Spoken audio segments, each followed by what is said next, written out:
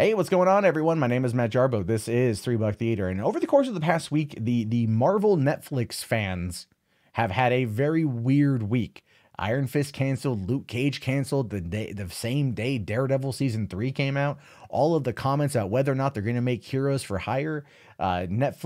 Chief Content Officer Ted Sarandos coming out and saying, "We are the captains of this ship. We own the shows," and that's final. The discussion about whether or not it's going to go to Disney Play or whatever Bob Iger is going to name this particular service, where things are going to be, who knows what's going to happen. But this new data suggests that the other shows, Jessica Jones and Daredevil, may be in for a bit of a rude awakening when it comes to Netflix. And I'm not too sure how I feel about that, but this is what it says. Marvel's other Netflix shows could be in trouble according to new data. The Marvel Cinematic Universe fans are still reveling in the awesomeness that is Daredevil Season 3, even as they're still reeling from the dual announcements that both Luke Cage and Iron Fist have been canceled, with no plans for either show to get a Season 3 order. While some Marvel fans are holding out hope that Luke Cage and Iron Fist will return in a Heroes for Hire series, there are a lot of other fans who see this as the beginning of the end for the Marvel Netflix universe.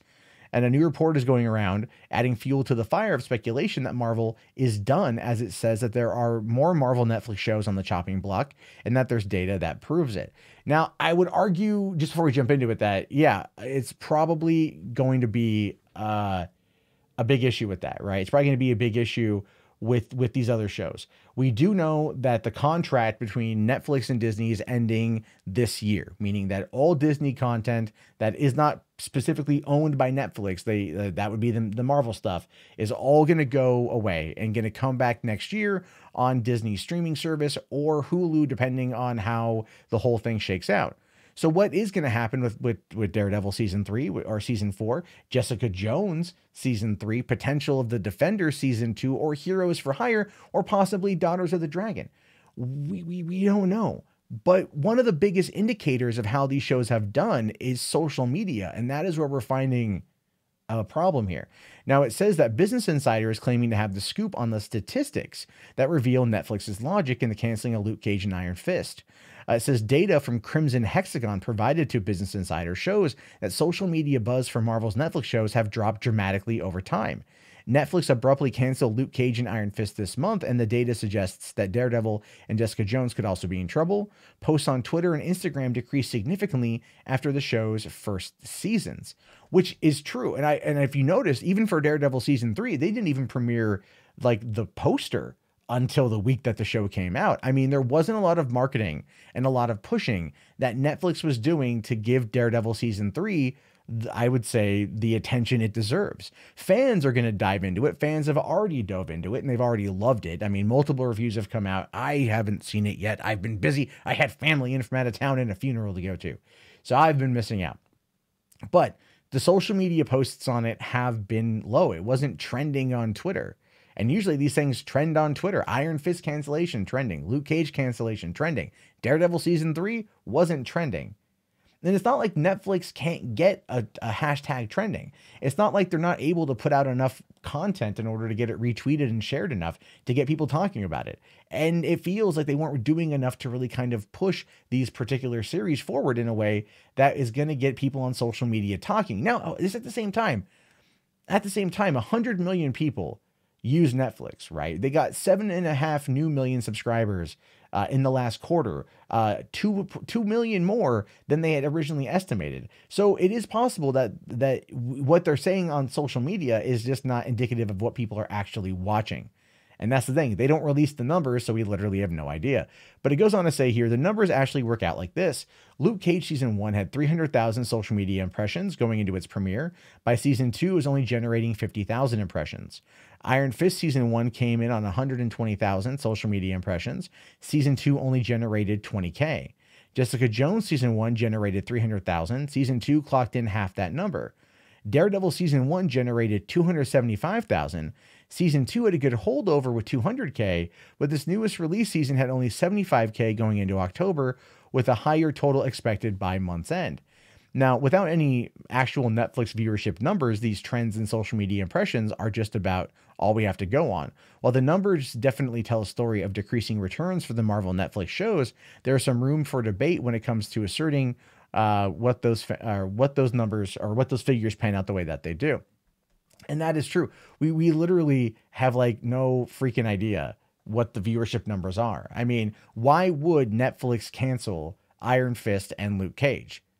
Right? Especially Luke Cage. That to me doesn't make a lot of sense because Luke Cage is one that was like culturally significant, right? You had a black superhero in Harlem, predominantly all black cast, black directors, black showrunner.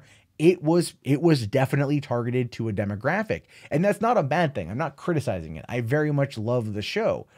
But it was very much something that was being used in that regard to talk about inclusion and diversity.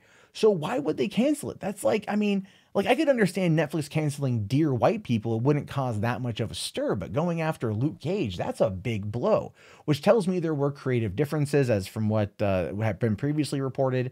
But it also says that this was a show of force from Netflix to Disney. Because as Grace Randolph put it, and I don't know how much I agree with this, but as she put it, these shows being canceled hurts them with Disney and the Disney Play service. And I think that's kind of dumb because they're not going to care, right? Disney is not going to care. If they have full rights to these characters and the actors playing these characters and they can tell these stories, continuing the show on over there, which they probably would do, no one's going to care if it's canceled or not. Like, people aren't dumb. They're going to know what's going on, right? So I don't quite know what the hell Grace was saying with any of that.